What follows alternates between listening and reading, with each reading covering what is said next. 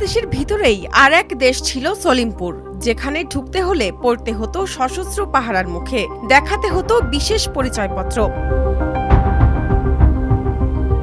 প্রশাসন ও আইন শৃঙ্খলা বাহিনীর সদস্যরা অভিযান চালাতে গিয়ে হামলার শিকার হয়ে বারবার ফিরে এসেছেন এই ভয়ঙ্কর সলিমপুর থেকে। তবে স্বস্তির খবর এই যে সেই ভয়ঙ্কর এলাকাটি এখন পুরোপুরি প্রশাসনের কবজায়। সাধারণ মানুষও এখন তুলনামূলক স্বাভাবিকভাবে এলাকায় যাতায়াত করছেন। স্বস্তি ফিরেছে জনজীবনে। এখন ভালো, আগের থেকে অনেক ভালো। আমরা চাই শান্তি। আচ্ছা, আপনি এখানে কয় বছর ধরে আছেন? এখানে অনেক বছর।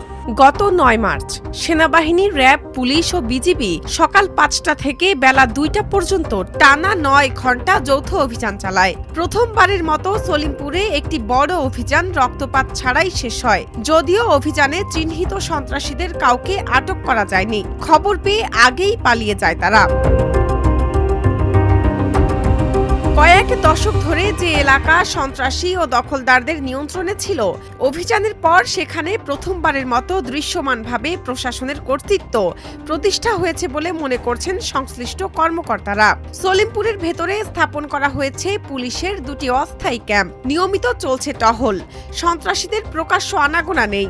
সাতকানিয়া সার্কেলের অতিরিক্ত পুলিশ সুপার বলেন, সলিমপুরে ২টি ক্যাম্প স্থাপন করা হয়েছে। বর্তমানে সলিমপুরের পুরো নিয়ন্ত্রণ আইন শৃঙ্খলা রক্ষাকারী বাহিনীর হাতে। এখানে আমাদের জেলা পুলিশের মাননীয় পুলিশ সুপার মহোদয়ের নির্দেশে এখানে 2টি ক্যাম্প হয়েছে। এখানে আলীনগর প্রাইমারি স্কুল একটি এবং এখানে এই পাইলট উচ্চ বিদ্যালয়।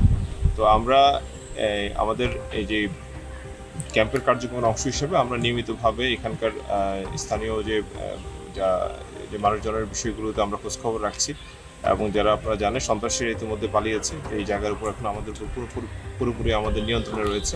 চট্টগ্রাম বিভাগীয় কমিশনার মোহাম্মদ জিয়াউদ্দিন বলেন, জঙ্গল সলিমপুর এখন পুরোপুরি আইন শৃঙ্খলা বাহিনীর নিয়ন্ত্রণে রয়েছে। পরবর্তী ধাপে বেদখলে থাকা জমিগুলো সরকারের নিয়ন্ত্রণে নেওয়ার কাজ শুরু হবে। তিনি বলেন, এলাকাটিতে বিভিন্ন ধরনের সরকারি প্রকল্প বাস্তবায়নের উদ্যোগ নেওয়া হচ্ছে। এ লক্ষ্যে ইতিমধ্যে ২৯ সদস্যের একটি কমিটি গঠন করা হয়েছে। কমিটি জমি, পরিবেশ ও বাস্তব পরিস্থিতি যাচাই করে প্রকল্প বাস্তবায়নের বিষয়ে সুপারিশ দেবে।